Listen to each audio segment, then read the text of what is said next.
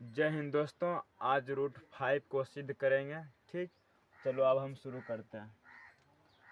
यहाँ पर दिया हुआ क्वेश्चन कि सिद्ध कीजिए कि रूट 5 एक अपरिमेय संख्या है। इसे हमें सिद्ध करके बताना है। तो माना रूट 5 एक परिमेय संख्या है। परिमेय संख्या है। हम मान लिए कि रूट 5 क्या है, एक परिमेय संख्या है। तो जो परिमेय संख्या है, तो जिससे हम अगर परिमेय संख्या यहाँ पर है तो परिमेय संख्या क्या लिख सकते हैं, p/q लिख सकते हैं। परिमेय संख्या को p/q के रूप में लिख सकते हैं। यहाँ पर लिखेंगे रूट 5 बराबर p/q, जहाँ q इजकल टू नॉट 0। समीकरण 1। जब हम परिमेय संख्या जब रूट 5 को माने तो परिमेय संख्या को हम p/q के रूप में लिख सकते हैं। इसीलिए हम यही परिमेय संख्या से इसको लाए हैं यहाँ पर। तो इसको यहाँ पर आप लिखेंगे p तथा q में से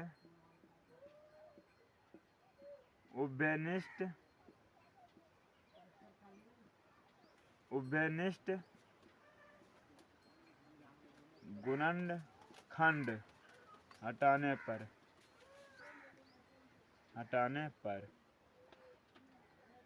p तथा q में से उभयनिष्ठ गुणनखंड हटाने पर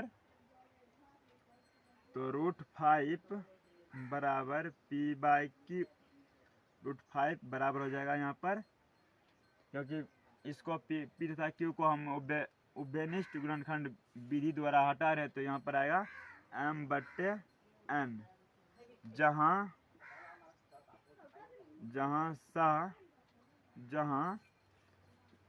m तथा n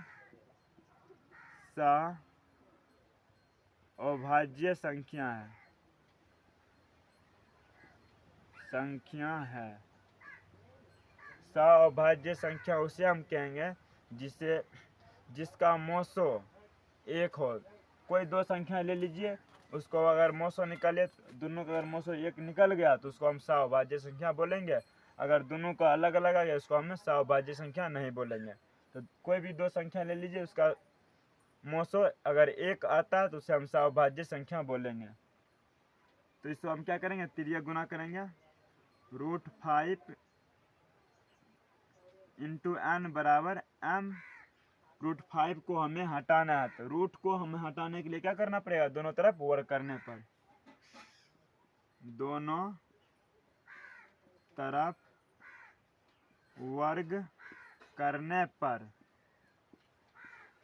पर तो जाएगा रूट 5n का होल स्क्वायर बराबर m²।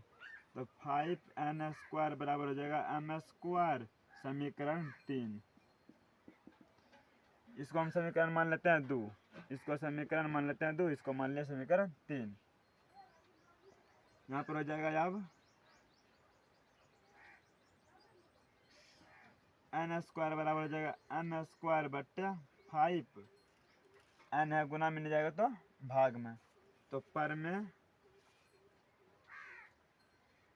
में से चूंकि 5m² को विभाजित करता है, इसीलिए 5m को भी विभाजित करेगा। समीकरण कितना मान लेते हैं, 4। समीकरण मान लिया 4। तो यहाँ पर क्या करेंगे, अब माना m बराबर 5 के, क्योंकि हमें समीकरण 3 में मान m का मान रखना था, तो हमें m 5 को कटा सकते हैं, 5 को कटा सकते हैं। 5 का मान रखेंगे तभी कटेगा 5, तभी हमारा एक पर में और आएगा।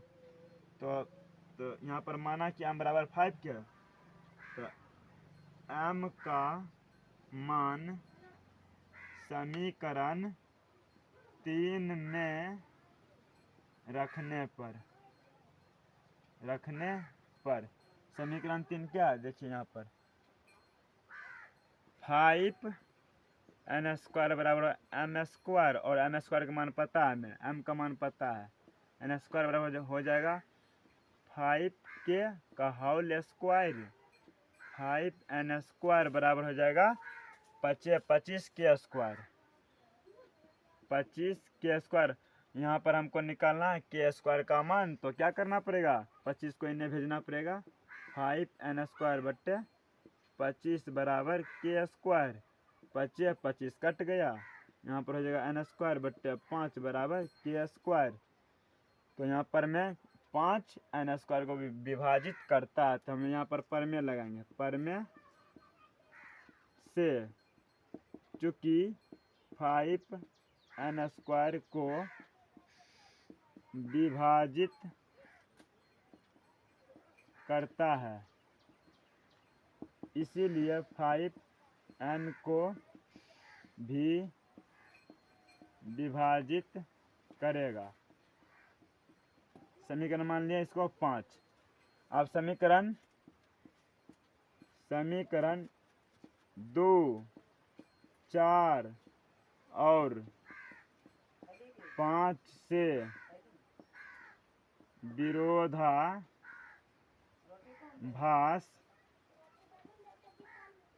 विरोधाभास उत्पन्न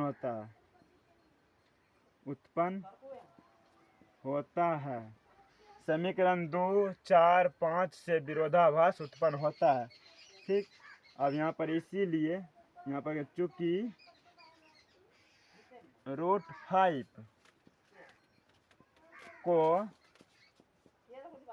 परिमेय संख्या मानना गलत है, तो इसीलिए क्या है √5 एक परिमेय संख्या है, ये हो गया यहाँ पर प्रूव्ड। बस 2 नंबर पूछेगा, यहाँ से लेके और यहाँ तक करना पड़ेगा। आप समझ गए होंगे, धन्यवाद।